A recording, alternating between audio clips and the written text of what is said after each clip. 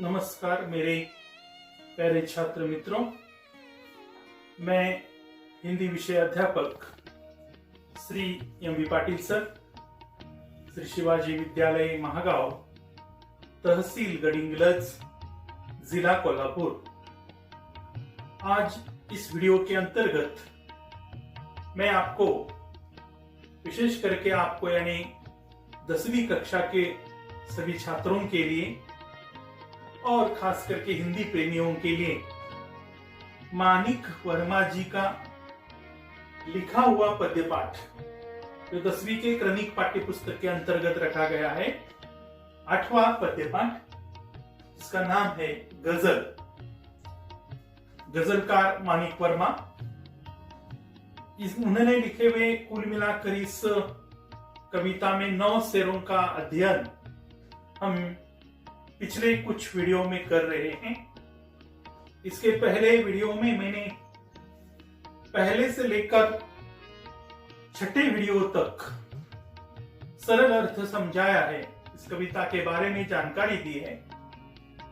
आज इस वीडियो के अंतर्गत हमें मानिक वर्मा जी ने लिखा हुआ जो 7वां शेर इस गजल में है और 8वां है, इसका अध्ययन हमें इस वीडियो के अंतर्गत करना है। तो चलो बच्चों, हम इस शेरों का सरल अर्थ समझने का प्रयास करते हैं। आप पाठ्यपुस्तक, अपनी हिंदी की क्रमिक पाठ्यपुस्तक इस वीडियो को देखते समय अपने सामने रखिए और इन 2 शेरों का अर्थ समझने का प्रयास जरूर कीजिए। 7वां शेर गजल कविता के अंतर्गत मानिक वर्मा जी इस प्रकार से लिख रहे हैं। एक मर्यादा बनी है हम सभी के वास्ते, एक मर्यादा बनी है हम सभी के वास्ते, गर तुम्हें बनना है मोती, गर तुम्हें बनना है मोती, सीप के अंदर दिखो। कवि क्या कहते हैं देखो, अर्थात गजल का, एक मर्यादा बनी है हम सभी के वास्ते, गर तुम्हें बनना है मोती, सीप के अंदर दिखो। गर तुम्हें बनना है मोती तो सीप के अंदर दिखो। अत्यंत सुंदर यह गजलकार ने लिखा हुआ शेर है। अर्थ बड़ा ही संदेश देने वाला, प्रेरणा देने वाला यह अर्थ, इसमें गर्भितार्थ छिपा हुआ है। इस कविता, इस शेर का सरल अर्थ बच्चों मेरे इस प्रकार से है। मानव की जिंदगी, मनुष्य की जिंदगी जीते समय आप सबको मालूम है कि मानव यानी मनुष्य एक समाजशील प्राणी है। समाज में जीवन जीने के लिए हर किसी के लिए एक विशिष्ट ऐसी मर्यादाएं बनी हुई है और इन मर्यादाओं के भीतर रहकर हर कोई व्यक्ति समाज में अपनी जिंदगी अर्थात जीता है, जिंदगी बिताता है। जिन जिन लोगों ने मर्यादाओं का पालन किया है उन्होंने अपने जीवन में सर्वश्रेष्ठ स्थान प्राप्त किया है। समाज में उसी को सर्वोत्तम स्थान प्राप्त होता है जो व्यक्ति अपनी मर्यादाओं में रहना और मर्यादाओं में रहकर आचरण करना, व्यवहार करना जानता है और मर्यादाओं में रहकर अपना आचरण करता है। तो देखो, जिस प्रकार गजलकार ने यहां उदाहरण दिया है इस मोती और सीप का, वैसे तो आपको मालूम है कि सीपों में मोती मिलते हैं। बड़े मौल्यवान लगने वाले, कीमती लगने वाले मोती सीपों में मिलते हैं और ये सीप समुद्र के अर्थात तल में, समुद्र के किनारे में हमें मोती होने वाले सीप मिलते हैं। मेरा आकलन जहां तक है तो मेरे ख्याल से बच्चों, हमारे भारत में, भारत और श्रीलंका के दरमियान जो सागरी भाग है, म्यांमार का आखात कहते हैं उसे, और उस म्यांमार के आखात के पास अक्सर मोती होने वाले सीप मिलते हैं। जिन सीपों में मोती है वे सीप वहां प्राप्त होते हैं। तो कवि कहते हैं कि अगर हम मर्यादाओं में रहकर समाज में जीवन जीते हैं तो ही हमें सर्वोत्तम स्थान प्राप्त कर सकते हैं।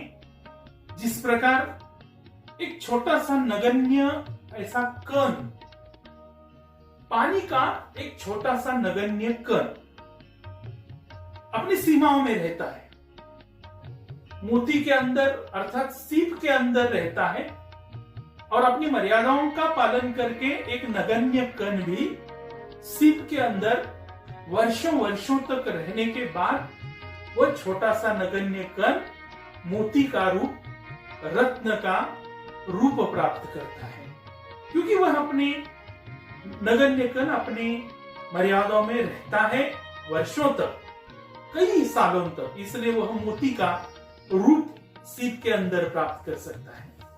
ठीक इसी प्रकार अगर गजलकार कहते हैं कि अगर हमें समाज में सर्वोत्तम स्थान प्राप्त करना है तो हम भी अपनी मर्यादाओं का पालन करें, अपनी मर्यादाओं का आचरण करें, और अगर हम मर्यादाओं का पालन और आचरण करते हैं तो ही हम समाज में सर्वोत्तम और सर्वश्रेष्ठ स्थान प्राप्त कर सकते हैं। और इसलिए गजलकार ने इस शेर द्वारा जाते जाते संदेश दिया है कि हम सब अपनी मर्यादाओं का पालन करें, अपनी मर्यादाओं में रहें और अपनी मर्यादाओं में रहकर जन कल्याण के कार्य करते रहें और समाज में सर्वोत्तम स्थान प्राप्त करें। तो इस शेर के अंदर बच्चों आपको जरूरी है समझना कि एक दो शब्द अत्यंत जरूरी मुझे लगते हैं। इसमें गर एक शब्द आया है, गर तुम्हें बनना है मोती तो सीप के भीतर देखो। गर का अर्थ है अगर, अगर आपको मतलब मोती बनना है तो सीप के भीतर देखो, तो गर का अर्थ बच्चों है अगर। और सीप शब्द यहां आया है, सीप, सीप को शंख भी कहा जाता है। आप इस वीडियो में मैं आपको शंख का चित्र बगल में दिखा रहा हूं, आप सीप देख सकते हैं, इसे शंख कहा जाता है। तो यह है पहले शेर का अर्थ। अब हम 8वें शेर की ओर आगे बढ़ते हैं बच्चों। 8वां शेर मानिक वर्मा जी का इस प्रकार से गजल कविता के अंतर्गत है। डर जाए फूल बनने से कोई नाजुक कली, डर जाए फूल बनने से कोई नाजुक कली, तुम ना खिलते फूल पर तितली के टूटे पर देखो, तुम ना खिलते फूल पर तितली के टूटे पर देखो। फिर एक बार शेर इस प्रकार से है। डर जाए फूल बनने से कोई नाजुक कली, तुम ना खिलते फूल पर तितली के टूटे पर देखो। अर्थात इसमें आसान सारे शब्द है। डर यानी भय, फूल यानी कुसुम, पुष्प, नाजुक यानी कोमल, कली, कली यानी आपको मालूम है फूल बनने से पहले अवस्था कली की होती है। तो कली, आप डाली पर आपने कई फूलों की कलियां देखिए तो वो कली। फूल, कुसुम, तितली, अर्थ समझते हैं आप सब लोग। तितली कितने रंगों वाली की कविताएं भी आपने कई बार तितली पर सुनी है, पढ़ी है। तितली यानी बटरफ्लाई, यानी तितली यानी फुलपाखरू मराठी की भाषा में। तो कवि ने इस शेर के अंतर्गत सरल अर्थ इस प्रकार से हमें, कवि इस प्रकार से सरल अर्थ समझाते या इसमें ऐसा संदेश है, इसका सरल अर्थ इस प्रकार से है। कवि कहते हैं कि डर जाए फूल बनने से कोई नाजुक कली। तो कभी कभी एक छोटी सी कली फूल बनने से डरती है।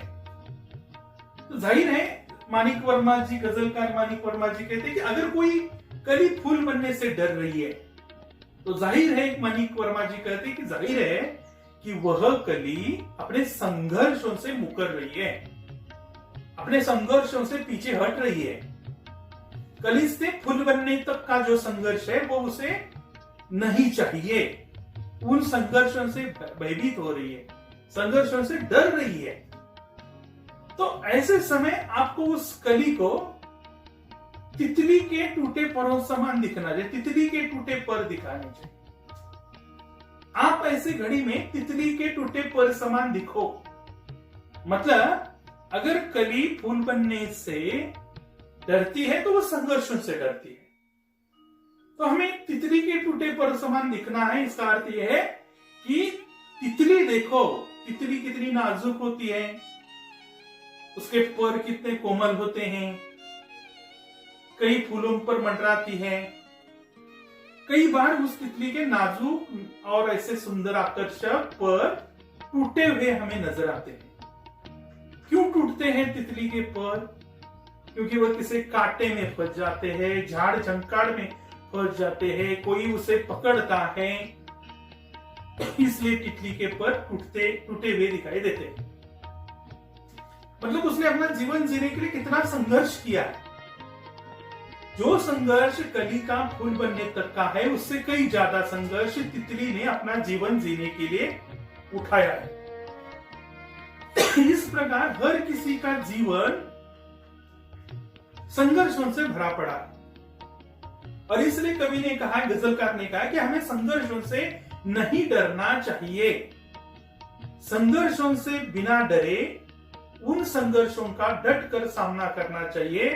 संघर्षों से बिना विमुख हुए अपने कर्तव्य पथ पर सदैव सदैव आगे बढ़ते रहना चाहिए। यह संदेश हमें इस शेर द्वारा गजलकार मानिक वर्मा जी कहते। फिर एक बार इस शेर का सरल अर्थ, अगर कोई कली फूल बनने से डरती है तो यह स्पष्ट है कि वह कली अपने संघर्षों से मुकर रही है, पीछे हट रही है। ऐसे समय हमें तितली के टूटे परों समान दिखना है। मतलब जिस प्रकार एक तितली अपना जीवन जीते समय खुद संघर्ष करती है, जीवन जीते समय अनेक प्रकार के संघर्षों का सामना तितली करती है। कई बार उसके नाजुक कोमल पर इस संघर्ष में टूट जाते हैं, खराब होते हैं, फिर भी वह अपनी जिंदगी का संघर्षों से पीछे मुकरना नहीं चाहती। ठीक इसी प्रकार हमें भी, गजलकार कहते मानिक वर्मा जी, हमें भी अर्थात ऐसे संघर्षों से नहीं डरना है। क्योंकि इस संसार में जितने भी लोग हैं, हर किसी का जीवन संघर्षों से भरा पड़ा है। प्रत्येक मनुष्य का जीवन संघर्षों से भरा पड़ा है। संघर्षों से बिना विमुख हुए हमें उन संघर्षों का सामना करना है, अपने कर्तव्य पथ पर आगे बढ़ते रहना है। संघर्षों से पीछे अर्थात कदम हटाने नहीं चाहिए, संघर्षों से डरना नहीं चाहिए, बल्कि सदैव कर्तव्य पथ पर आगे बढ़ते रहने का संदेश गजलकार हमें इस शेर से दे रहे हैं। तो बच्चों, मेरे ख्याल से आपको इन शेरों के अर्थ समझ में आए हैं, ऐसा मैं समझता हूँ। ये हो गए 7वें और 8वें शेर के अर्थ। आज की इस वीडियो के अंतर्गत मुझे लगता है कि इतना काफी है। इस गजल का एक शेर जो 9वां है वो बचता है। इसका अध्ययन हम अगले एक वीडियो के अंतर्गत करेंगे और इस पर आने वाली कृतियों का भी अभ्यास हम आगामी वीडियो में करेंगे। तब तक के लिए बच्चों धन्यवाद। आपका दिन मंगलमय हो, शुभ हो। धन्यवाद।